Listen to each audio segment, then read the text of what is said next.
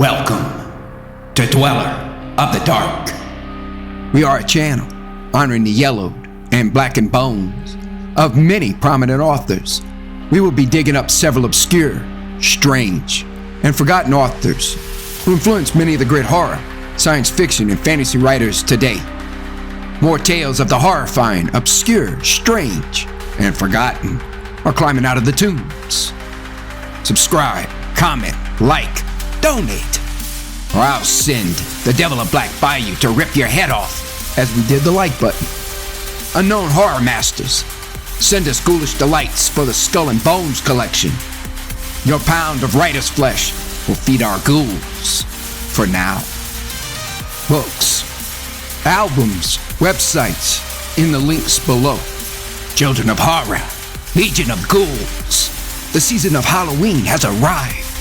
Each night, we will present a tale, song, or poem in the ghoulish spirit of the season. For day 16.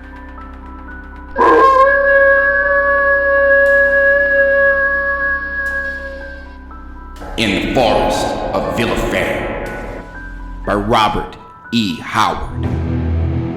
The sun had set. The great shadows came striding over the forest. In the weird twilight of a late summer day, I saw the path ahead glide on among the mighty trees and disappear. And I shuddered and glanced fearfully over my shoulder. Miles behind lay the nearest village, miles ahead the next. I looked to left and to right as I strode on, and anon I looked behind me, and anon I stopped short, grasping my rapier as a breaking twig betokened the going of some small beast.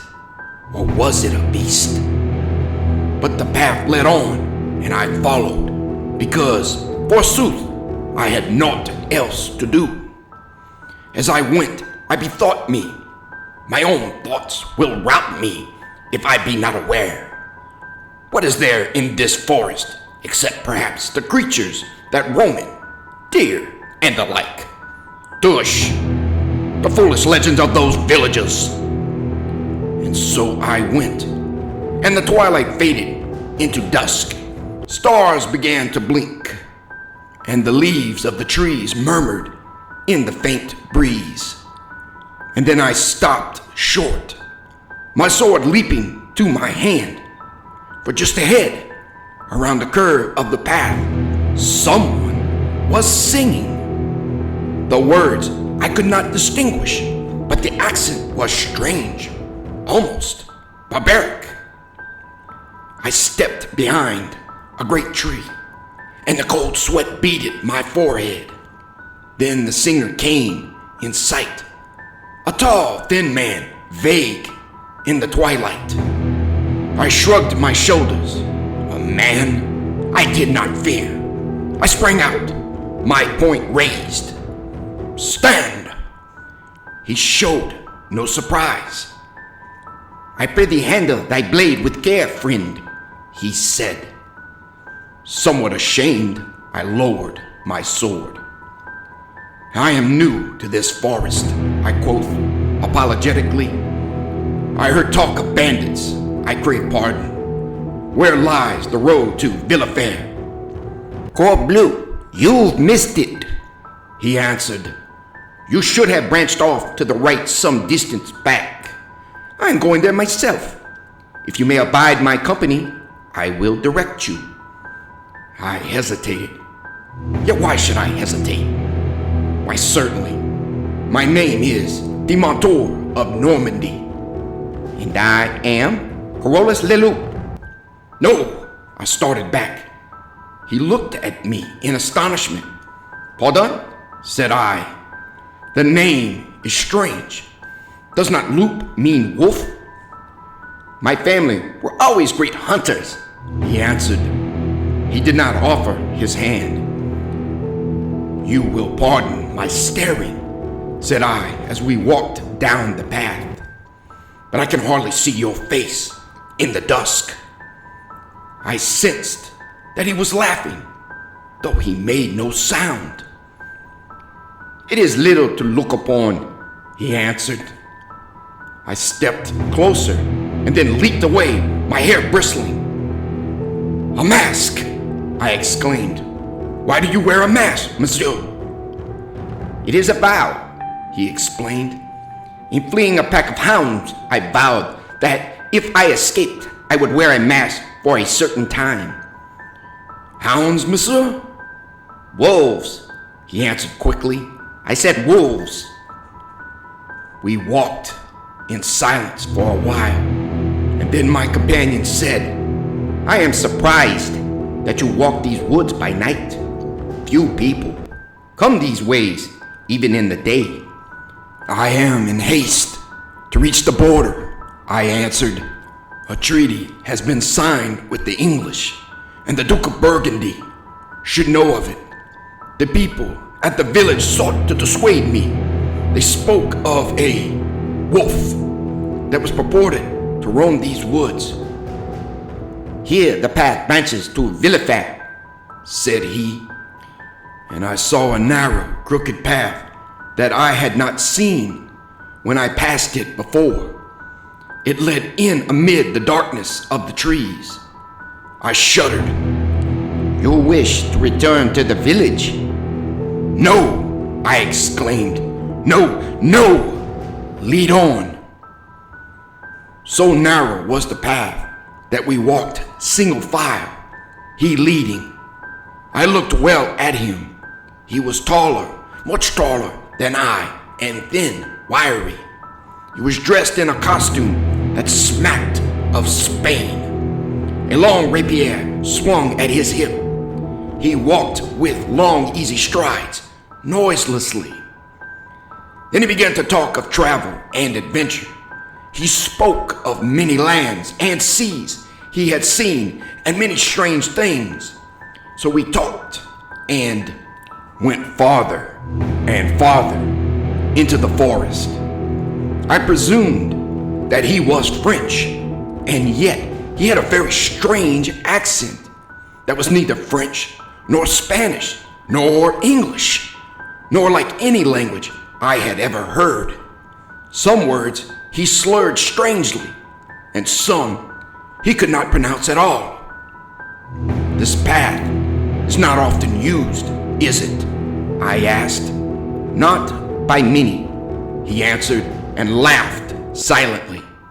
I shuddered. It was very dark, and the leaves whispered together among the branches. "A fiend haunts this forest," I said.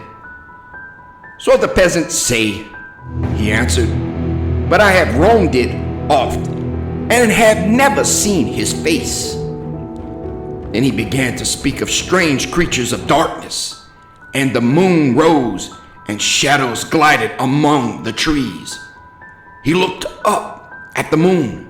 "Haste," said he. "We must reach our destination before the moon reaches her zenith." We hurried along the trail. "They say," said I, "that a werewolf haunts these woodlands." "It might be," said he, and we argued much upon the subject. "The old women say," said he, "that if a werewolf is slain while a wolf, then he is slain. But if he is slain as a man, then his half-soul will haunt his slayer forever. But haste thee, the moon nears her zenith." We came into a small moonlit glade, and the stranger stopped. "Let us pause a while," said he. "Nay, let us be gone," I urged. "I like not this place." He laughed without sound. "Why?" said he. "This is a fair glade, as good as a banquet hall it is, and many times have I feasted here. Ha ha ha! Look ye, I will show you a dance." And he began bounding here and there, anon flinging back his head and laughing silently. Thought I, the man is mad. as he danced his weird dance, I looked about me. The trail went not on, but stopped in the glade. "Come," said I, "we must on. Do you not smell the rank, hairy scent that hovers about the glade? Wolves den here. Perhaps they are about us and are gliding upon us even now." He dropped upon all fours, bounded higher than my head, and came toward me with a strange slinking motion. "That dance is called the dance of the wolf," said he, and my hair bristled. "Keep off!"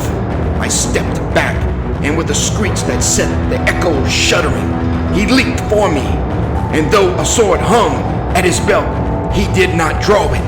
My rapier was half out when he grasped my arm and flung me headlong. I dragged him with me, and we struck the ground together. Wrenching a hand free, I jerked off the mask. A shriek of horror broke from my lips. Beast eyes glittered beneath that mask. White fangs flashed in the moonlight. The face was that of a wolf.